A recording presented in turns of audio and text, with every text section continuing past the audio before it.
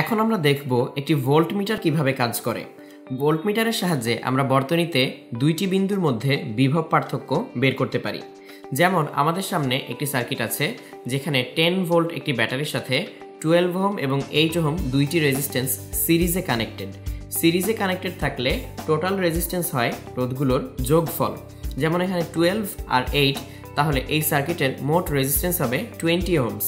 যদি আমরা Ohm's law মনে করে থাকি V ইকুয়ালস IR, তাহলে এখান থেকে দেখতে পাবো যে এই সার্কিটে কারেন্ট যাবে 12 প্লাস 8 20, এটা দিয়ে আমরা 10কে ডিভাইড করব, অর্থাৎ হাফ অ্যাম্পিয়ার।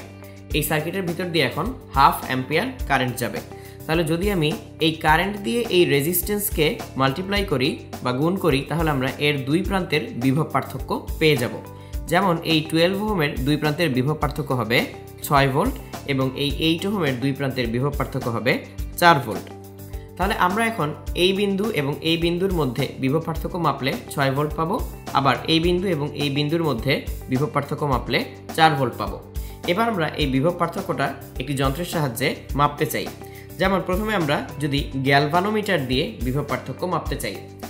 গ্যালভানোমিটারকে যদি আমি এই 12 ওহমের দুই প্রান্তে কানেক্ট করি, তাহলে এই গ্যালভানোমিটারের দুই প্রান্তে আমরা 6 ভোল্ট পাবো এবং এর ভিতর দিয়ে কিছু পরিমাণ কারেন্ট প্রবাহিত হবে। গ্যালভানোমিটারের ভিতর দিয়ে যত বেশি কারেন্ট প্রবাহিত হবে, গ্যালভানোমিটারের কাঁটা তত বেশি নড়বে। তাহলে বেশি বিভব পার্থক্যে কানেক্ট করলে কাঁটা বেশি নড়বে, কম বিভব পার্থক্যে কানেক্ট করলে কাঁটা কম নড়বে। কিন্তু গ্যালভানোমিটার দিয়ে এই বিভবটা মাপতে গিয়ে আমরা একটি ছোট অসুবিধা করে ফেলেছি। সেটা হচ্ছে এই গ্যালভানোমিটারের নিজের কিছু রোধ থাকে। তাহলে এই রোধকে যদি আমরা এই 12 ওহমের সাথে প্যারালালি কানেক্ট করি, তাহলে এই 12 ওহম এবং গ্যালভানোমিটারের রোধ প্যারালাল হয়ে অনেক ছোট একটি রোধে পরিণত হয়।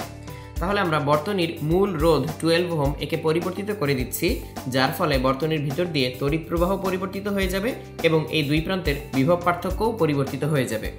তাহলে আমরা বিভব পার্থক্য মাপতে গিয়ে বিভব পার্থক্য পরিবর্তন করে দিচ্ছি, যা কাম্য নয়। তাহলে কি করা যেতে পারে? যদি এই গ্যালভানোমিটারের ভিতর দিয়ে কোনো কারেন্ট না যেত, তাহলে এখানে কারেন্ট আগে যা ছিল তাই থাকতো এবং বিভব পার্থক্যও আগে যা ছিল তাই থাকতো। তাহলে আমাদের এমন একটি ব্যবস্থা করতে হবে যাতে গ্যালভানোমিটারের ভিতর দিয়ে খুবই কম কারেন্ট যায়। সেটা আমরা করতে পারি এভাবে। আমরা একটি খুব বড় মানের রোধ গ্যালভানোমিটারের সাথে সিরিজে কানেক্ট করে দিতে পারি। তাহলে এই অনেক বড় মানের রোধ আর একে যদি আমরা গ্যালভানোমিটারের সাথে সিরিজে কানেক্ট করে দেই, তাহলে এই দিক দিয়ে কারেন্ট যাওয়ার সময় দেখবে এখানে অনেক বড় মানের একটি রোধ। তাহলে এই সার্কিটের ভিতর দিয়ে বা এই ব্রাঞ্চের ভিতর দিয়ে খুবই কম কারেন্ট যাবে এবং আমাদের বর্তনীর মূল তড়িৎ প্রবাহ আগে যা ছিল তাই থাকবে। তাহলে এই সিরিজে বড় রোধ এবং গ্যালভানোমিটার, এদেরকে আমরা আলাদা করে এখন বলতে পারি একটি ভোল্টমিটার, যাকে আমরা দেখাবো V দিয়ে। তাহলে এরপর থেকে সার্কিটে আমরা চাইলে একে V দিয়ে লিখতে পারি। যেমন এখানে 10 ভোল্ট, এখানে 12 ওহম রেজিস্ট্যান্স, এখানে 8 ওহম রেজিস্ট্যান্স।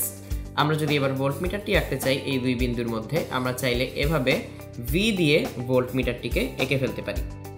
এখানে উল্লেখ্য যে ভোল্টমিটারকে কানেক্ট করতে হবে আমরা যার দুই প্রান্তের বিভব পার্থক্য মাপতে চাই তার সাথে সমান্তরালে।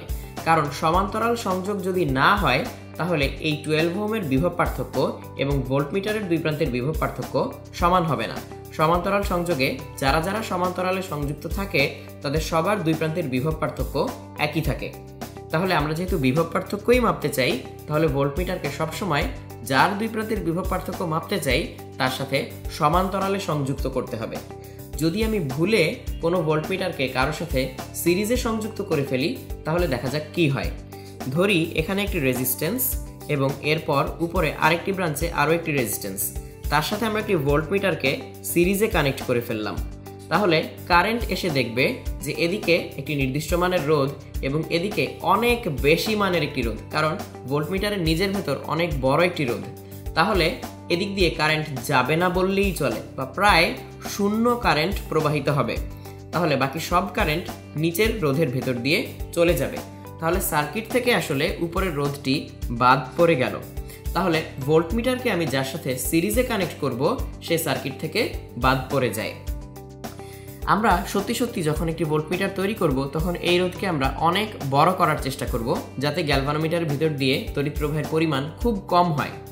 আদর্শ ভোল্টমিটারের রেজিস্ট্যান্স হওয়া উচিত অসীম। তাহলে আদর্শ ভোল্টমিটারের ভিতর দিয়ে কোনো কারেন্ট যাবে না বললেই চলে, বা শূন্য কারেন্ট প্রবাহিত হবে। কিন্তু বাস্তবে অসীম রোধ না তৈরি করে খুব বড় মানের একটি রোধ তৈরি করা হয়, যাতে এই গ্যালভানোমিটারের ভিতর দিয়ে কারেন্টের পরিমাণটা খুব কম হয়, কিন্তু একেবারে শূন্য হয়ে না যায়। কারণ সত্যি সত্যি যদি কারেন্ট একেবারে শূন্য হয়েই যায়, তাহলে গ্যালভানোমিটারের কাঁটা আসলে নড়বে না।